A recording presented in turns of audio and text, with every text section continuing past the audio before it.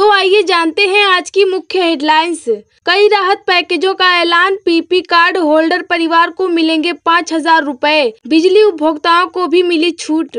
प्रधानमंत्री मोदी का ऐलान, महामारी से सामना करने को 3 माह में तैयार होंगे 1 लाख युवा हेल्थ वर्कर, ट्रेनिंग के साथ मिलेगी सैलरी। झटका, खाद्य तेलों पर अब सरकार नहीं घटाएगी इंपोर्ट ड्यूटी, तेल महंगा होने के बावजूद सरकार ने लिया फैसला। कोरोना की तीसरी लहर अब ज्यादा दूर नहीं, SBI ने फिर जारी किया अलर्ट, इन नंबरों को लेकर ग्राहकों से कही ये बात, नहीं दिया ध्यान तो होगा नुकसान। बिहार के लोगों को मिली राहत, इन 14 ट्रेनों के संचालन को रेलवे की हरी झंडी, देखे पूरी लिस्ट। तीसरी लहर में तुरंत लगाया जाएगा लॉकडाउन, इंतजार नहीं करेगी सरकार। जी हाँ, एक एक करके सारी खबर हम आपको एकदम विस्तार से बताएंगे, इसलिए आपसे एक छोटी सी रिक्वेस्ट है कि खबर को पूरा अंत तक जरूर देखना। तो चलिए वीडियो को लाइक करके चलते हैं खबरों की तरफ। पहली बड़ी खबर, महामारी से सामना करने को 3 माह में तैयार होंगे 1 लाख युवा हेल्थ वर्कर, ट्रेनिंग के साथ मिलेगी सैलरी। जी हाँ, इस बड़ी खबर के तहत आपको बता दें कि प्रधानमंत्री नरेंद्र मोदी ने कोविड-19 फ्रंट लाइन वर्करों के लिए क्रैश कोर्स को लॉन्च करने के साथ ही महामारी कोविड-19 को लेकर देश को तैयार रहने का संदेशा दिया है। उन्होंने कहा है कि आज शुरू किए जा रहे क्रैश कोर्स के जरिए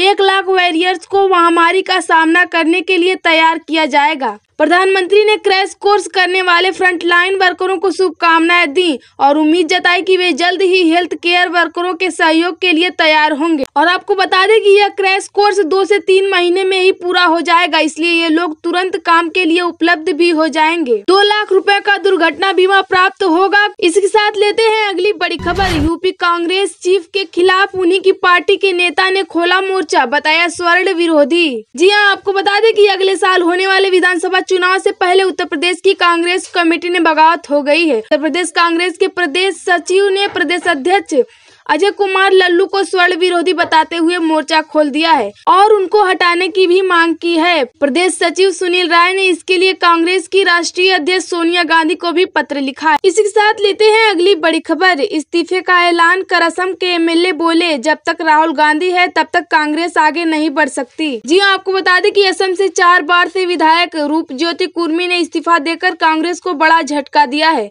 रूपज्योति कुर्मी के भारतीय जनता पार्टी में शामिल होने की कलें लगाई जा रही हैं। बता दें कि कुछ दिनों पहले ही पूर्व केंद्रीय मंत्री जितिन प्रसाद ने कांग्रेस का हाथ छोड़ दिया और नवीन जिंदल के भी पार्टी छोड़ने की खबरें सुर्खियां में छाई हुई हैं। इसके साथ लेते हैं अगली बड़ी खबर, झटका, खाद्य तेलों पर अब सरकार नहीं घटाएगी इंपोर्ट ड्यूटी, तेल महंगा होने के बावजूद सरकार ने लिया फैसला। जी हाँ, आपको बता दें कि भारत ने खाद्य तेलों पर आयात शुल्क को कम करने के प्रस्ताव पर रोक लगा दी है। ये जानकारी को मामले से जुड़े 2 अधिकारियों ने दी है। उनका कहना है कि ये फैसला इसलिए लिया गया है क्योंकि ग्लोब मार्केट में खाने के तेल की कीमतों में गिरावट दिख रही है। इसका असर भारत पर भी पड़ेगा और कीमतें भी कम होंगे। इसी के साथ लेते हैं अगली बड़ी खबर, बाबा का ढाबा के मालिक कांता प्रसाद ने की सुसाइड की कोशिश। जी हाँ, आपको बता दें कि राजधानी दिल्ली स्थित मशहूर बाबा का ढाबा के मालिक 80 साल के कांता प्रसाद को गुरुवार रात अस्पताल में भर्ती कराया गया है। पुलिस ने जानकारी दी है कि उन्होंने आत्महत्या की कोशिश की थी। फिलहाल सफदरगंज अस्पताल में उनका इलाज जारी है। हाल ही में खबर आई थी कि आर्थिक परेशानी के चलते उन्हें अपना रेस्टोरेंट बंद करना पड़ा था और वे सड़क के किनारे स्टॉल पर वापस आ गए थे। इसी के साथ लेते हैं अगली बड़ी खबर, कोरोना की तीसरी लहर ज्यादा दूर नहीं, दिल्ली HC का केंद्र और केजरीवाल सरकार को नोटिस। जी हाँ, आपको बता दें कि राष्ट्रीय राजधानी दिल्ली में आम लोगों की ओर से मास्क का इस्तेमाल नहीं किए जाने का दिल्ली हाईकोर्ट ने स्वतः संज्ञान लिया है। दिल्ली हाईकोर्ट ने इस मामले पर केंद्र और दिल्ली सरकार को नोटिस जारी करने का जवाब मांगा है। दिल्ली हाईकोर्ट के साथ ही यह टिप्पणी भी की थी कि हम कोरोना की तीसरी लहर से ज्यादा दूर नहीं हैं। अभी भी सोशल डिस्टेंसिंग जैसे नियमों का सख्ती से पालन नहीं कराया गया है। आपको बता दें कि कोर्ट ने दोनों सरकारों को चेतावनी देते हुए कहा है कि अगर कोरोना को रोकने के प्रयासों में जरा भी चूक हुई तो तीसरी लहर दूसरी लहर से कहीं विकराल साबित हो सकती है। दोस्तों, आप कोविड नियमों का पालन कर रहे हैं या नहीं, कमेंट में जरूर बताएं। लेते हैं अगली बड़ी खबर, SBI ने फिर जारी किया अलर्ट, इन नंबर को लेकर ग्राहकों से कही ये बात, नहीं दिया ध्यान तो होगा नुकसान। जी हाँ, देश का सबसे बड़ा बैंक भारतीय स्टेट बैंक ने अपने ग्राहकों को एक संदेशा भेजा है। एसबीआई ने कहा है कि हम अपने ग्राहकों को सलाह देते हैं कि धोखेबाजों से सतर्क रहें और किसी भी संवेदनशील जानकारी को ऑनलाइन शेयर न करें। साथ ही किसी अज्ञात स्रोत से कोई ऐप डाउनलोड करने के लिए भी मना किया है। ऐसा नहीं करने पर आप धोखाधड़ी का शिकार हो सकते हैं और आपका बैंक खाता खाली हो सकता है। इसी के साथ लेते हैं अगली बड़ी खबर। हरियाणा में कई राहत पैकेजों का ऐलान। पीपीई कार्ड होल्डर परिवार को मिलेंगे 5,000 रुपए। बिजली उपभोक्ताओं को भी मिली छूट। आपको बता दें कि कोरोना से चल रही जंग के बीच भाजपा गठबंधन सरकार के 600 दिन पूरे होने पर मुख्यमंत्री मनोहर लाल ने सौगातों का पिटारा खोल दिया है। कोरोना की दूसरी लहर में बुरी तरह प्रभावित छोटे दुकानदार से लेकर असंगठित क्षेत्र के मजदूर हो या उद्योगपति या फिर फ्रंट लाइन वर्कर्स, सभी के लिए मुख्यमंत्री ने 113 करोड़ रुपए के राहत पैकेज की घोषणा की है। करीब 12 लाख परिवारों को सरकार 5,000 रुपए की मदद देगी, जिनके काम धंधे महामारी में प्रभावित हुए हैं। इसी के साथ लेते हैं अगली बड़ी खबर। बीजेपी के राष्ट्रीय महामंत्री बीएल संतोष 21 और 22 जून को लखनऊ में महीने भर में दूसरे दौरे को लेकर अटकलें तेज। जी हां, उत्तर प्रदेश में 2022 के विधानसभा चुनाव की तैयारियां से पहले सरकार से संगठन तक कील कांटे दुरुस्त करने में जुटी भारतीय जनता पार्टी में इन दिनों तेजी से घटनाक्रम आगे बढ़ रहे हैं। उत्तर प्रदेश विधानसभा चुनाव को लेकर चिंताओं में घिरी पार्टी में मई के महीने से शुरू हुआ मंथनों का दौर लगातार जारी है। अब राष्ट्रीय महामंत्री संतोष का लखनऊ का कार्यक्रम भी इस सियासी गुड़ागड़ित के तौर पर तय हुआ है। बीएल संतोष 21 और 22 जून को लखनऊ में मौजूद रहेंगे।